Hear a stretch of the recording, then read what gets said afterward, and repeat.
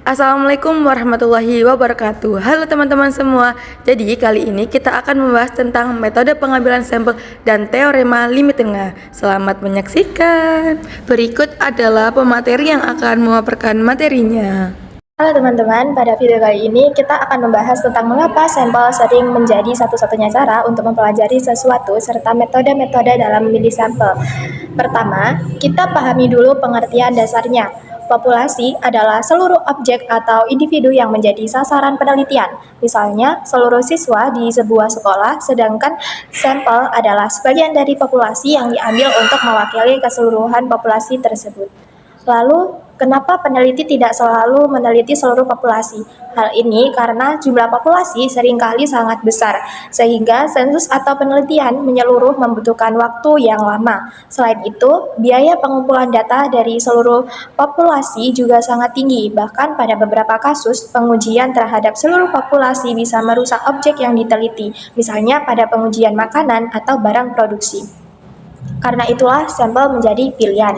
Dengan menggunakan sampel, penelitian menjadi lebih efisien dari segi waktu, biaya, dan tenaga.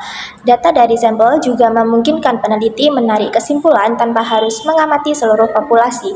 Jika sampel yang dipilih bersifat representatif atau mampu mewakili populasi, maka kondisi populasi secara umum tetap dapat digambarkan dengan baik. Jadi, sampel merupakan alat penting untuk memahami populasi secara ilmiah, namun hasil penelitian sangat bergantung pada cara pemilihan sampelnya. Selanjutnya, kita masuk ke metode-metode untuk memilih sampel. Metode pengambilan sampel atau sampling adalah teknik memilih sebagian anggota populasi agar penelitian lebih efisien tetapi akurat. Secara umum, metode sampling dibagi menjadi dua kategori utama, yaitu probability sampling dan non-probability sampling. Pada materi ini, kita membahas probability sampling atau sampel acak.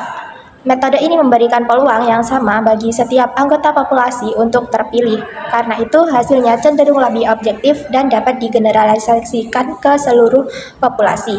Salah satu jenisnya adalah sampel random sampling atau sampel acak sederhana. Pada metode ini, pengambilan sampel dilakukan secara acak tanpa memperhatikan kelompok tertentu. Metode ini cocok digunakan jika populasi bersifat homogen atau seragam. Contohnya seperti mengundi nama dari dalam kotak untuk menentukan siapa yang akan dipilih sebagai sampel penelitian. Yang selanjutnya ada systematic random sampling, yaitu metode ini mengambil sampel berdasarkan urutan tertentu dengan interval yang tetap.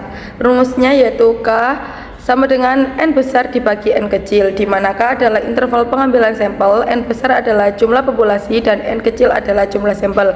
Yang artinya jumlah populasi dibagi jumlah sampel untuk menentukan interval pengambilan sampel. Contohnya ketika kita mengambil setiap orang ke 10 dari daftar hadir. Yang selanjutnya yaitu ada stratified random sampling. Pada metode ini, populasi dibagi menjadi kelompok-kelompok atau strata berdasarkan karakteristik tertentu, seperti usia, tingkat pendidikan, atau pendapatan. Setelah itu, sampel diambil secara acak dari setiap kelompok tersebut. Selanjutnya yaitu ada cluster sampling, yaitu metode ini digunakan jika populasi sangat luas secara geografis. Peneliti memilih beberapa kelompok atau cluster secara acak, lalu meneliti semua anggota di dalam cluster tersebut. Contohnya, memilih 5 desa secara acak dari satu kabupaten. Kemudian ada non-probability sampling, yaitu sampel tidak acak, yaitu metode ini tidak memberikan peluang yang sama bagi semua anggota populasi. Biasanya pemilihan sampel dilakukan berdasarkan pertimbangan peneliti, efisien waktu atau biaya. Yang pertama yaitu ada convenience sampling. Metode ini memiliki sampel yang paling mudah dijangkau atau kebetulan ditemui. Contohnya mewawancarai orang yang lewat di depan toko. Yang kedua ada purposive sampling. Metode ini menggunakan pemilihan sampel berdasarkan kriteria atau pertimbangan tertentu yang relevan dengan tujuan penelitian. Contohnya meneliti dampak kebijakan pajak hanya pada pengusaha atau sudah beroperasi di atas 5 tahun. Yang ketiga ada kuota sampling. Metode ini menentukan jumlah atau kuota sampel dari kelompok tertentu, lalu mengambil sampel hingga kuota tersebut terpenuhi tanpa memperhatikan keacakannya. Yang keempat ada snowball sampling. Pada metode ini, sampel awal diminta merekomendasikan orang lain sebagai sampel berikutnya. Metode ini efektif digunakan untuk populasi yang sulit ditemukan atau bersifat tertutup. Jadi, metode pemilihan sampel dibagi menjadi probability sampling dan non-probability sampling. Pemilihan metode tergantung pada tujuan penelitian, kondisi populasi, serta efisiensi waktu dan biaya. Selanjutnya, kita akan membahas tentang distribusi sampling dari rata-rata sampel. Distribusi sampling adalah kumpulan nilai rata-rata yang diperoleh dari banyak sampel yang diambil dari satu populasi yang sama. Jadi, bukan hanya satu sampel saja, tetapi banyak kemungkinan sampel yang bisa dibentuk. Kurva berbentuk lonceng pada gambar menunjukkan bahwa sebagian besar rata-rata sampel berada di sekitar nilai tengah atau rata-rata populasi. Semakin jauh ke kiri atau ke kanan, jumlah rata-rata sampel semakin sedikit. Bagian tertinggi di tengah kurva menunjukkan nilai rata-rata yang paling sering muncul. Artinya, sebagian besar hasil sampel cenderung mendekati rata-rata populasi. Sedangkan nilai yang terlalu kecil atau terlalu besar jarang terjadi, sehingga ujung kurva semakin rendah. Dari distribusi sampling ini, kita bisa memahami bahwa rata-rata sampel umumnya dapat mewakili rata-rata populasi. Karena itu, teknik sampling sangat penting dalam statistika untuk memperkirakan kondisi populasi tanpa harus meneliti seluruh anggota populasi. Selanjutnya, kita akan melihat bagaimana cara membuat distribusi sampling dari rata-rata. Di sebelah kiri terdapat data nilai dari 10 mahasiswa dengan total nilai 800. Untuk mencari rata-rata populasi digunakan rumus mu sama dengan sigma X dibagi dengan N. Nah, simbol mu ini menunjukkan rata-rata populasi, sigma X artinya jumlah seluruh data, N adalah banyaknya data. Karena jumlah nilainya 800 dan jumlah mahasiswanya ada 10, maka mu 10 dibagi dengan 800 sama dengan 80. Jadi rata-rata populasinya adalah 80. Nah, selanjutnya diambil sampel berukuran 2 orang dari 10 mahasiswa.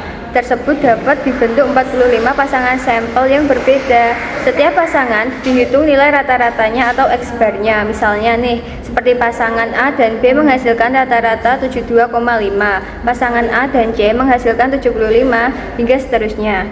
Kemudian seluruh rata-rata sampel dijumlahkan hingga memperoleh total 3.600. Untuk mencari rata-rata distribusi sampling, digunakan rumus mu indeks X bar sama dengan sigma X bar dibagi dengan N. Nah, mu indeks X bar adalah rata-rata dari seluruh rata-rata sampel, sigma X bar adalah jumlah seluruh rata-rata sampel, N adalah jumlah sampel yang terbentuk yaitu 45 tadi. Jadi perhitungannya menjadi mu indeks X bar sama dengan 45 dibagi dengan 3.600 sama dengan 80. Hasilnya adalah 80. Ini menunjukkan bahwa rata-rata distribusi sampling sama dengan rata-rata populasi, sehingga dapat dituliskan mu indeks X bar sama dengan mu sama dengan 80. Artinya rata-rata dari seluruh rata-rata sampel akan mendekati atau sama dengan rata-rata populasi. Selanjutnya, pada kesempatan ini saya akan menjelaskan tentang teorema limit tengah dalam statistik. Sebelumnya, apa sih itu teorema limit tengah? Teorema limit tengah adalah konsep dalam statistika yang menjelaskan bahwa rata-rata dari banyaknya sampel akan cenderung membentuk distribusi normal atau kurva lonceng, yang dimana walaupun data awalnya tidak normal, namun hasil rata-rata sampelnya tetap bisa mendekati distribusi normal. Caranya dengan mengambil sampel secara acak lalu menghitung rata-ratanya. Biasanya teorema ini menjelaskan kalau hasil akan semakin mendekati distribusi normal ketika jumlah sampelnya cukup besar, yaitu sekitar 30 data atau lebih. Kenapa sih hal itu bisa terjadi? Karena nilai yang terlalu tinggi dan terlalu rendah akan saling menyeimbangkan saat dihitung rata-ratanya. Nah, akibatnya yaitu rata-rata akan menjadi lebih stabil, data lebih teratur, dan juga polanya mendekati distribusi normal.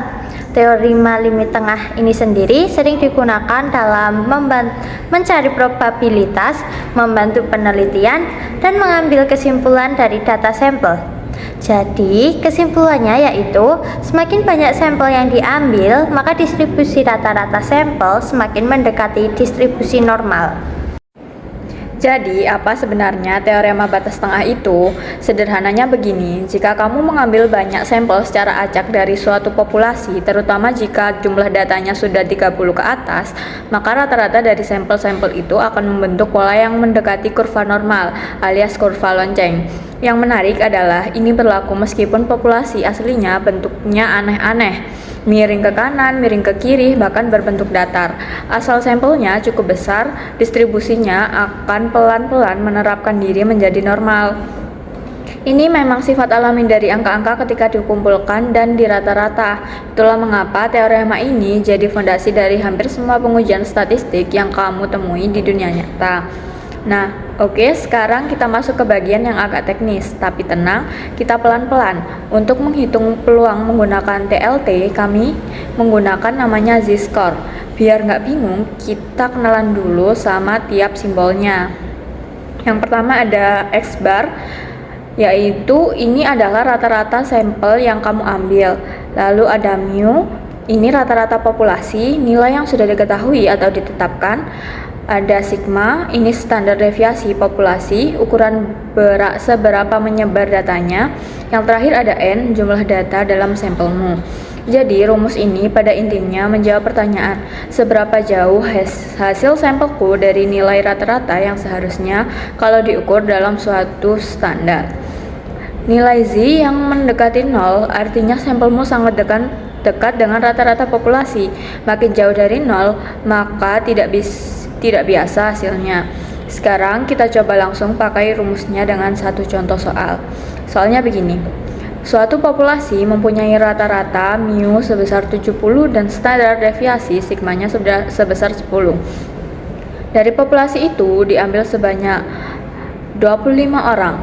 Berapa probabilitas rata-rata sampel tersebut lebih dari 73? Nah, langkah pertama, hitung nilai Z.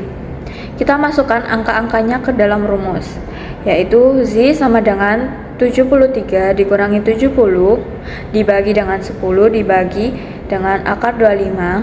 Hasilnya yaitu 3 dibagi dengan 2 sama dengan 1,5. Jadilah nilai Z kita adalah 1,5. Langkah kedua yaitu cari nilai probabilitas dari tabel Z. Sekarang kita lihat tabel distribusi normal untuk Z sama dengan 1,5. Dari tabel tersebut diperoleh P atau probabilitas buka kurung Z lebih kecil dari 1,5 sama dengan 0,9332. Artinya peluang rata-rata sampel kurang dari 73 adalah 93,32%. Yang langkah ketiga yaitu hitung probabilitas yang ditanyakan.